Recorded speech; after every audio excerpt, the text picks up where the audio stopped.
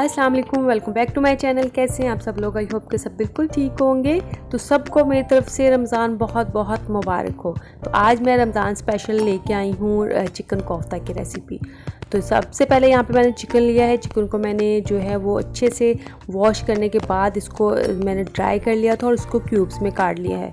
यहाँ पे आपने एक बात का ख्याल रखना है कि चिकन बिल्कुल ड्राई हो, उसमें पानी ना हो। तो यहाँ पे इसको एक चॉपर में डाल लेंगे और इसके अंदर डालूंगी मैं 3 से 4 टुकड़े हैं, तकरीबन 2 इंच का टुकड़ा था अदरक का, वो इसमें डाल दिया है। 3 से 4 जो है लहसुन के, वो इसमें डाल दूंगी और 3 से 4 ही इसमें सब्ज़ मिर्चें जाएंगी। इस तरह से इसके अंदर सब चीज़ें डाल देंगे। और अब इसके अंदर डालूंगी मैं 2 से 3 मीडियम साइज़ के प्याज हैं, उनको मैंने इस तरह से कट कर लिया था, वो इसमें डाल देंगे। थोड़ा सा इसके अंदर धनिया है कटा हुआ, रफली चॉप किया हुआ है, वो इसमें डाल देंगे। और अब यहाँ पे मैं डालूँगी 2 चम्मच बेसन के। बेसन जो है वो रोस्ट किया हुआ थोड़ा सा मैंने, और बेसन डालने का मकसद ये है कि उससे जो कोफ्ते वो टूटेंगे नहीं, इसको बाइंड कर देगा। तो जो है वो अब इसके अंदर डाला है मैंने थोड़ी सी हल्दी पाउडर डाला है, कुटी हुई लाल मिर्च डाली है और थोड़ा सा इसके अंदर नमक जाएगा।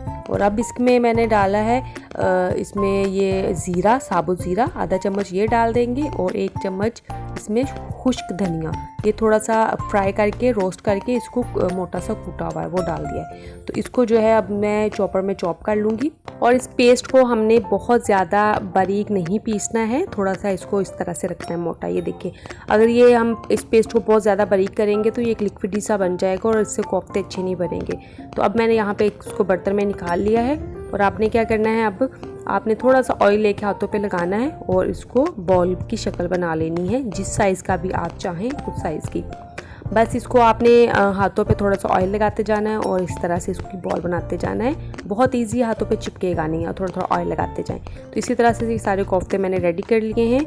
और जो है अब इनको थोड़ा सा हम फ्राई करेंगे। फ्राई करने के लिए मैंने एक फ्राई पैन में 2 से 3 चम्मच ऑयल के डाले हैं, थोड़ा सा उसको गर्म किया है, उसके अंदर इस तरह से कोफ्ते रख देंगे। और ये जो है आपने इसको हल्का सा फ्राई करना है और बहुत ज़्यादा ऑयल नहीं लेना, हल्के से ऑयल में करना है। और इसको दोनों साइड से कलर आने तक हल्का सा करना है फ्राई। और यहाँ पे आपने कोशिश करनी है कि आप चम्मच कम चलाएं, इसको आप फ्राई पैन को ही इसके साथ हलाएं, तो यह ज़्यादा आपके इजी रहेगा और आपके कोफ्ते भी नहीं टूटेंगे। इस तरह से आपने हल्के हाथों से इसको दोनों साइड इसकी चेंज करके इसको कलर आने तक फ्राई कर लेना है।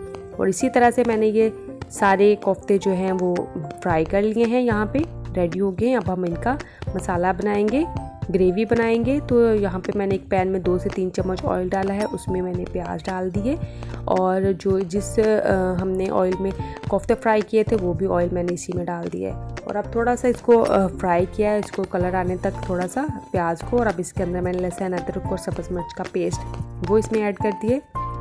थोड़ा सा नमक जाएगा इसके अंदर, इसमें लाल मिर्च डाली है आधी चम्मच और थोड़ी सी हल्दी। ये सारे मसाले इसमें डाल के इसको थोड़ा सा फ्राई करेंगे। इसको 2 से 3 मिनट के लिए फ्राई करना है हमने, ताकि अच्छे से मसाले जो हैं वो फ्राई हो जाएं, कच्चापन ख़त्म हो जाए मसालों का। अब जो यहाँ पे मेरे पास था टमाटर का पेस्ट बना हुआ, तो वो मैंने इसके अंदर डाल दिया है। आपके पास अगर फ्रेश टमाटर हैं तो आप 2 से 3 टमाटर इसके अंदर छिलका उतारने के बाद उसको इसके अंदर डाल दें। तो इसको भी हम इसके अंदर फ्राई कर लेंगे। ये 1-2 मिनट लगेंगे, ये बिल्कुल मेल्ट हो जाएगा। और ये देखें, ये बिल्कुल हो गया था मेल्ट। और अब इसके अंदर मैंने डाल दिया ज़ीरा आधा चम्मच और कुटा हुआ खुश्क धनिया, वो डाल के भी इसको फ्राई करेंगे।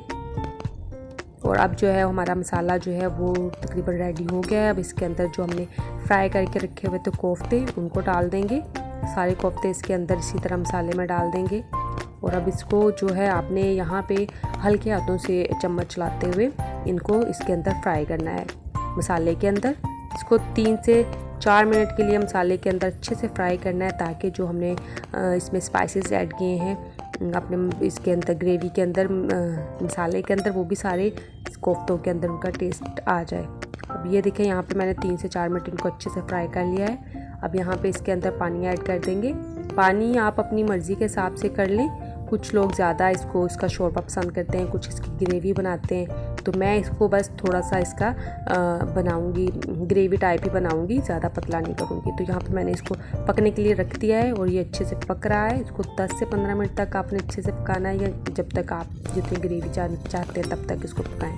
اور یہاں پہ ماشاءاللہ سے ہمارا سالن بالکل ریڈی ہو گیا ہے، اور ماشاءاللہ دیکھیں کتنا اچھا کلر آیا ہے، اور یہ کوفتے بالکل ریڈی ہیں۔ آئی ہوپ کہ آپ کو یہ ریسیپی اچھی لگی ہوگی۔